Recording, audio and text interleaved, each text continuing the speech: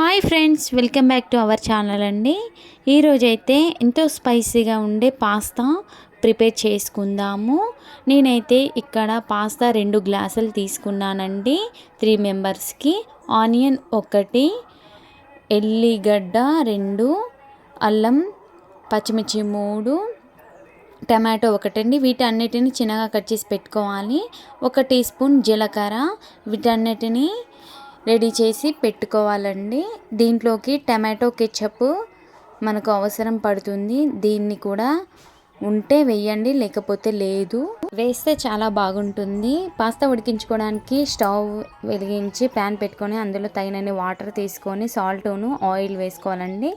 నీళ్ళు వేడెక్కాక దాంట్లోకి పాస్తా వేసుకొని ఉడికించుకోవాలి. జస్ట్ 5 మినిట్స్ ఉడికించుకుంటే సరిపోతుందండి, త్వరగా ఉడికిపోతుంది. దీన్ని కలిపిన తర్వాతకి మనకు ఉడికిందో లేదో ఒకసారి టెస్ట్ చేసుకుందాము.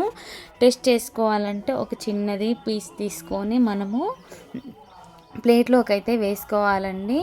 అలా ప్లేట్లోకి వేసుకున్నది మనకు ఉడికిందో లేదో అర్థమైపోతుంది. గంటె తీసుకొని దానికి మధ్యలోకి ప్రెస్ చేసి చూస్తే మనకు ఉడికినట్టు తెలుస్తుందండి. వాటిని వాటర్ తీసేసి ఇలా రెడీ చేసి పెట్టుకోవాలండి. స్టవ్ ఆన్ చేసి ప్యాన్ పెట్టుకొని ఆయిల్ ఒక 2 టేబుల్ స్పూన్లు వేసుకోవాలండి.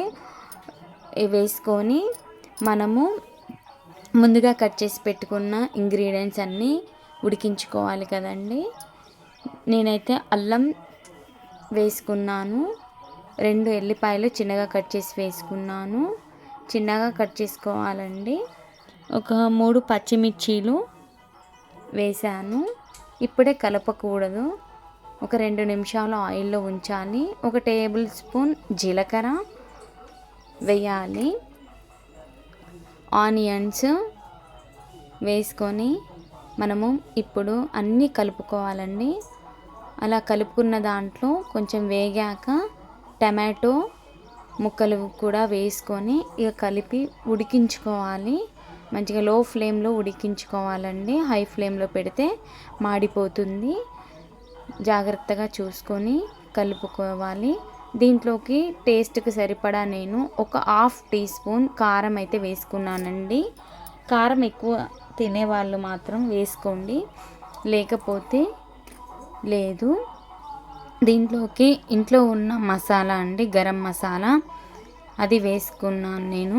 వేసుకొని బాగా కలుపుకొని మనం రెడీ చేసి పెట్టుకున్న పాస్తా ఉడికించుకొని పెట్టుకున్నవి అందులో వేసుకొని బాగా కలుపుకుంటే స్ట్రక్చర్ ఇలా కనిపిస్తుందండి. చాలా బాగుంటుంది, చాలా టేస్టీగా ఉంటుంది.